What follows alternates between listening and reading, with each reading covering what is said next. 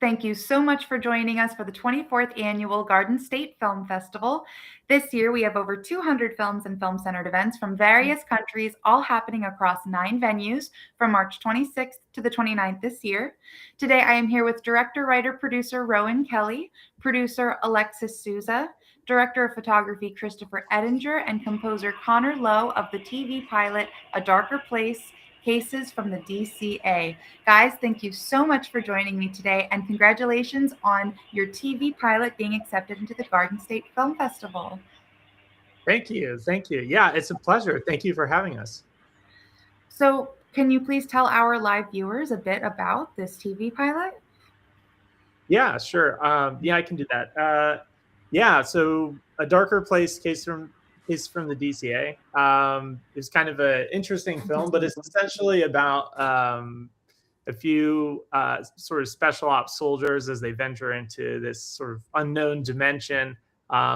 It's a story about protectors, monster hunters, soldiers, secret government organizations. So a lot of that, all that fun stuff. Yeah. That's awesome. What inspired the writing for this pilot? Too many things, probably. There's always like 100 things. I think for me, the biggest inspiration was back in the day, I made a short film called A Darker Place. And so this was a chance to kind of return to that world and do something a little bit different and kind of adapt on it. So I guess it's a expansion of the original IP. But besides that, a lot of other influences: Halo, SCP, Hellboy, you know, all those like classic films that I love. A lot of video games too. But yeah, this very broad strokes. But yeah. So how is it the four of you came together? Oh gosh. Film school. Yeah, Alexis, do you want to say? Yeah, well, it was interesting. Yeah, it's just film school. I mean, I met Rowan my sophomore year of Chapman University, and then Rowan was already working with Chris because they were roommates before that, and I met Rowan in a history class, and we just, you know, I understood his stories, really liked his stuff, started producing for him, and then we all just became friends, Chris, Rowan, and myself, and then eventually we met Connor, our wonderful composer, and yeah, it was just a really great dynamic group that we have. That's awesome. Yeah. That's sum it up, I guess. A lot of projects together. Yeah, a lot. Yeah. I think in my case, I literally went up to the three of you and was like, "Do you guys have a composer?" And you guys were like, "Yeah, we do." And I was like, "Do you want a different one?" And you guys were like, "Maybe." That's awesome. You know, it's almost like it almost feels like kindergarten when you go up to someone on the swing set and you're like, "Yeah, do you want to be friends?" And you're like, yeah. Exactly. That was exactly it. Yeah. So what was this filming process like for each of you? Oh God. Well, I can start. Connor, why don't we start with you, and then we'll hop to Chris, and then Alexis. Yeah, we'll kind of go in like reverse order. So, you know, music always comes last whenever you're making a film, which is fun for me because I get to see all the finished products and everything. But this film was really special for us because we got to do a lot of work with live orchestras. We recorded almost this whole score with the folks over at Hollywood Scoring in Los Angeles, and Noah Gladstone and Adam Milchek, who run that program. They're remarkable, but we recorded everything with a huge, 32-piece orchestra, big strings, big brass, combined with all sorts of stuff, in the box, a lot of synths. Our writing process for music is really fun with Rowan because it's a lot of like, hey, can we do it like this, and we've all seen the same like 200 pieces of media that we can just like bounce off the walls for. But we did the whole thing, and I don't know, we wrote the score in like a week and a half. It was really fast, and then we got it with the orchestra, did the whole thing in 30 minutes, which was nuts because it's like a 15 to 20 minutes of score for a 25-minute pilot. So, it like most things in short film composition, it was like just a whirlwind, crazy turnaround. Let's see what happens. But I think we ended up being really, really happy with the output. That's fantastic. Yeah.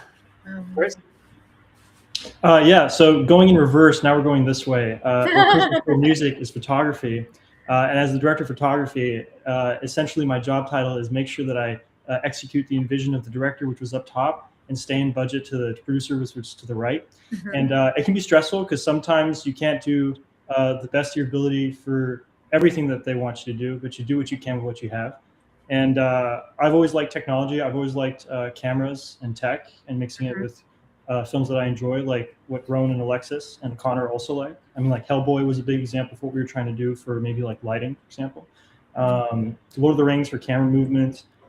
Just a huge amalgamation of Guillermo del Toro, Peter Jackson, like Halo video games, putting it all together on like a palette and putting it in front of a camera and using tech to the best of your ability and making sure that you make them both happy, because if you don't, then you're in trouble. So. Oh, I guess me. Yes. No, I mean, producing for Rowan is always great. You know, you only have a few gray hairs at the end of it, but it's totally worth it.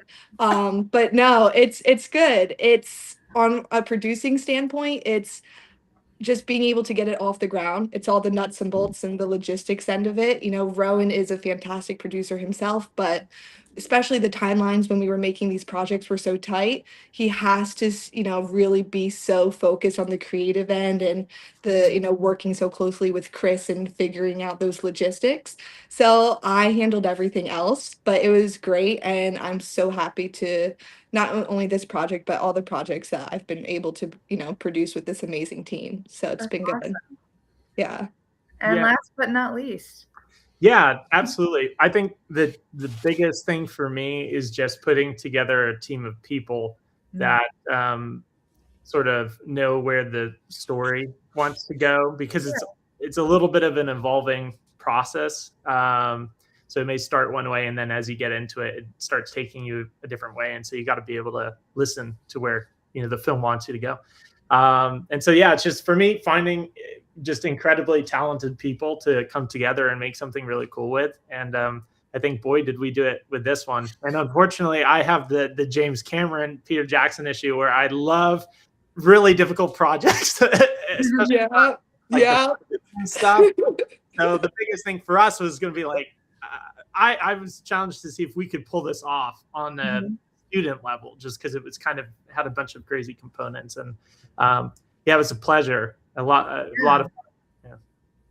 Well, so what is it then that you want from each of you, your audience, to take away from this pilot? Sure. Yeah. Why don't we go? I'll start, and then we'll work the other way now. Yeah. We'll bounce. I think sort of the two biggest things. One is, I think there's certainly a stigma that it's very difficult to do high concept movies on budgets, but I think it certainly is possible. And so that's something that I think we're trying to prove to the best of our ability to ourselves. But I think it's cool, and you want that to inspire other people who hopefully, you know, have that idea to make that multi-dimensional monster hunt movie. But so that's one thing. And then, of course, I think the most important thing is the actual message of the movie. I think it's a story about protectors. It's a story about what it means to be a protector and the sacrifices that will often comes with. Very much so, a lot of times unseen, right? And uncelebrated, and that's the role. And so I think that there's a lot to learn from this film, and that's kind of an empowering idea in a lot of ways. So I would say that, other than just have fun watching it. And but yeah. Alexis? Well, I mean, he said it pretty eloquently. I would say that's really the main point, but also just this amazing world that Rowan was able to create and the possibilities of what can come out of this world as well, and what the DCA is really exciting. That's cool. I think anybody who watches this film are people who should enjoy, or who enjoy films that we also enjoy. You know, ordinary or unordinary meets extraordinary or otherworldly. And a lot of us grew up with crazy games and films that we all enjoy. And I would just say this as like an homage to everything that we've always liked as a group. And we hope that people will enjoy it. Yeah, and I think I just say, like, did you have fun? Did you get scared? Did you feel something in your heart? were you nodding your head? Did you like, you know, ultimately, I think this film is just like, you know, an excuse to kind of like let go and enjoy something. You know, there's awesome stuff in this movie for your brain, for your heart. But ultimately, I think this is just like a good time. And I think we need more of that. So go have a good time watching our film. Well, so this is a TV pilot. What are the future plans for A Darker Place? Yeah, it was kind of interesting, and it's funny because we sometimes always say film because it's weird because the way we designed it was to play both as a pilot but also as a standalone thing. You know, almost like Love, Death, Robot sort of shorts. Yeah. So the idea for us that was really cool with this was, let's make almost like what could be the first episode of cases from this organization. So how many different unique ways can you go off with? The possibilities are really endless. And so I think the hope is to continue that in some, you know, way, shape, and form, whether that's as a movie. And I certainly hope that we'll make more episodes, even on our own, of this sort of thing. And so, yeah, I think we're very much looking into that kind of as next steps. But first we got to get it out there. You know, we got to get the feedback from people, and hopefully that'll lead to other things. Yeah. Well, that's awesome. I mean, for each of you, you know, what would you say that you've learned from this project that you're going to take with yourselves to the next project? That's a good. Connor, you want to start? Yeah, absolutely. I think a lot of things. I think that the biggest thing I think we can say we all learned is what's the most we can do with the littlest amount of time and budget. Okay. And being really, really good at that, I think, is as young people, which we all are, is a skill that will serve us for the rest of our lives, in all facets, but especially working in the industry. You know, like we recorded the score twice. First time was with a smaller orchestra of just like, I think, 10 people and a solo vocalist, and we were able to do that all for, I think, about $1,000. And like, that's not like just that's what the cost of that is. That's a skill of being able to find people and all sorts of things. And I know we all did that on different levels of like, how can we do this really high concept thing just because we know enough people and have enough, and we're nice enough and charming enough to make it happen. Like, and so that's I think the biggest thing that not only I learned, but like in continuing to get better at as we all develop our careers.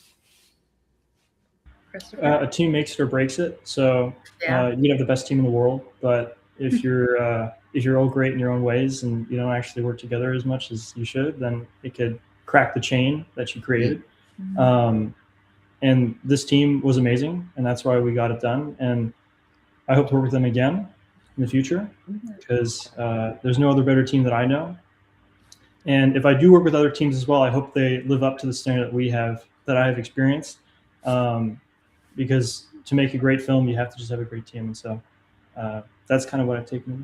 Very simple, very effective.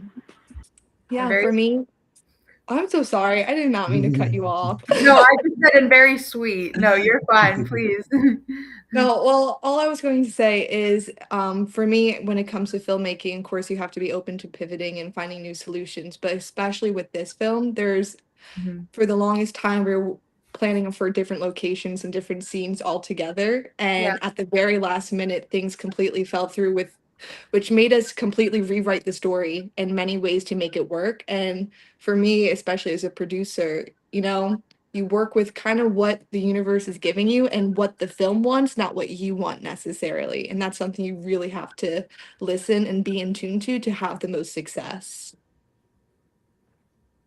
Yeah, absolutely. I think they kind of hit it. The thing that I think you always find, at least for me, on every single project is, number one, it's the team that makes it or breaks it, you know, and it's if everyone's aligned, then it's easy to go into a direction together. And if it's not, it becomes harder. And then of course, number two, I think it's just the films are almost like living and breathing almost organisms in of themselves, and all you can do is you it's like raising a child. You teach it to be, you want it maybe to be this way, but maybe it doesnn't want to be that way. And you have to be able to listen to it and say, oh, it doesn't want to play football. It wants to play soccer. Okay, and that makes these projects better in the long run. So I think the key is just doing that and, turning, like Alexis was saying, in this project too, there was just an absurd amount of complications just in terms of execution, and locations fall out. Something doesn't work here, and you have to be able to adapt and not only, compromise, but say, okay, how is that going to benefit the film now? It's just a different way of viewing things. So I think that's always, those two things are the things that I continue to learn project to project. Well, I feel like I could go on for like an hour with you guys, but unfortunately, we're just about out of time. Will I be able to have the pleasure of meeting you in person at the festival in March? Yeah. I will be there. Alexis will be there. Connor might be there. We'll see. Who knows? Yeah. Well, you guys were such a pleasure to have today. Thank you so much.